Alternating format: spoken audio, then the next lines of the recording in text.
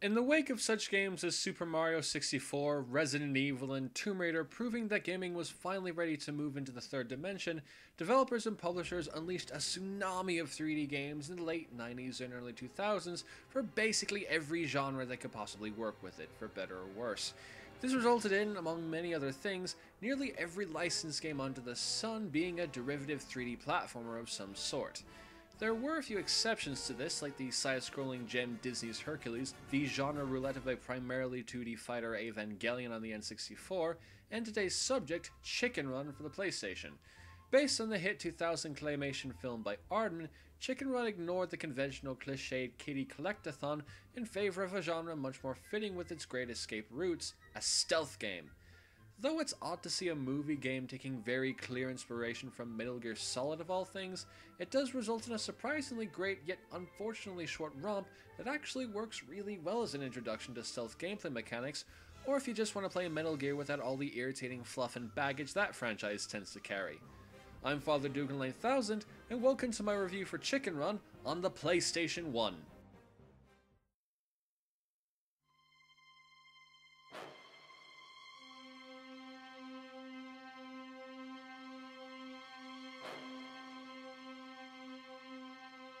Out in the distant hills of Yorkshire, England, a young chicken named Ginger attempts to get herself and every other chicken out of the oppressive Tweedy's farm with all manner of plans that, for one reason or another, usually the incompetence of those other chickens, go up in smoke. But one day, with the sudden crashing arrival of Rhode Island rooster Rocky, Ginger hatches a plan that may finally free everyone. Now, as far as the plot of the game goes, it's nothing special. It's just your typical copy the movie plot and damn those who haven't watched the movie because we're not going to explain anything to them, but for what it's worth, the developers actually did put some effort into it. The full motion video clips borrowed from the movie are actually related to what you do in the game and are very well compressed in both visual and audio quality, while the in-game cutscenes are written and voiced to match the film's tone quite nicely. However, it's the gameplay that really makes Chicken Run shine, despite how weak it may sound. The objectives in Chicken Run can be boiled down to a very simple structure. Explore Tweedy's farm to collect parts needed for special gadgets, avoid the Tweedys and their guard dogs, return the parts to their allotted huts, and play mandatory mini-games based on said gadgets. Rinse and repeat until the end of the game. Aside from one or two brief sections where the gameplay goes for more traditional 3D platforming, it is a very repetitive game, that much is true. However, it does manage to survive that by being a damn good stealth game, partially by avoiding a lot of the tropes that put newcomers off the stealth genre. Reacting to being spotted is quick and decisive. You either get caught and lose an item, or escape the Tweedies, and you don't have to spend 3 minutes waiting for them to gradually lose interest and bugger off. The controls are responsive, intuitive, and easy to grasp, with the option of highlighting each button's current function on the upper screen if you end up forgetting them. Unfortunately, there is no camera control to help you out in case you're in a wide open area or inside one of the many claustrophobic buildings and you need to see where to go or a nearby enemy, but it is fairly manageable all the same. There's also a severe lack of fluff that bogs down most stealth games, like obligatory security hacking sections, the need to hide bodies since you can't kill or knock out enemies, and overly long cutscenes that could have been condensed into much more concise sequences, and this doesn't come at the cost of good gameplay. The environments vary between cramped living rooms to huge barns, the minigames will keep you on your toes as a reward for pulling off stealth raids, and just barely getting away from one of the enormous guard dogs is as satisfying as it is finding a route past a platoon of guards in Metal Gear.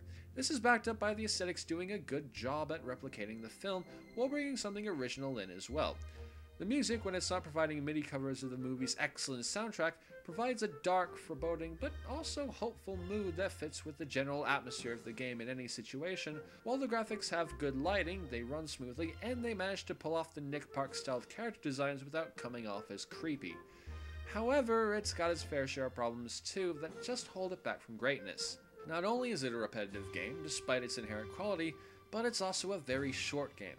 Most players will be able to clear the 3 acts available in about an hour or two, and though that does mean it's a good game to play when you're looking to kill a few hours or you don't want to invest a lot of time into something, there's always this feeling at the end of, damn, why couldn't there have been a few more stealth missions to do? It also has that really annoying habit of making the minigames quite challenging to utterly frigging insane, which wouldn't be so bad if these were optional, but they're not. If you want to see the end of the game, you're gonna have to mash more buttons than the wet dreams of Konami's track and field programmers in order to clear the 8 minigames scattered throughout the game. And as much as it annoys me to say this, I still haven't been able to get past Act 3 and its bonkers make a million items at once minigame. Ugh. Still, it's not enough to stop me from urging you to go and buy Chicken Run, seeing as it's pretty cheap to get on Amazon. And don't worry, it's also available on PCs and the Sega Dreamcast if either of them provide a cheaper alternative. It may be short, repetitive, and clogged with maddening minigames, but this serves as a quick, easy, and above all, pretty damn good introduction into the stealth genre for anyone interested. And as such, it earns a rating of damn solid. A very solid game with more great strengths than rubbish weaknesses. Man, that review's gonna put me in the mood for more of that awesome stop motion. I think I'll have another Aardman marathon. Until I come back from that, thanks for watching my video, I hope y'all enjoyed it, and, as usual, have a great day.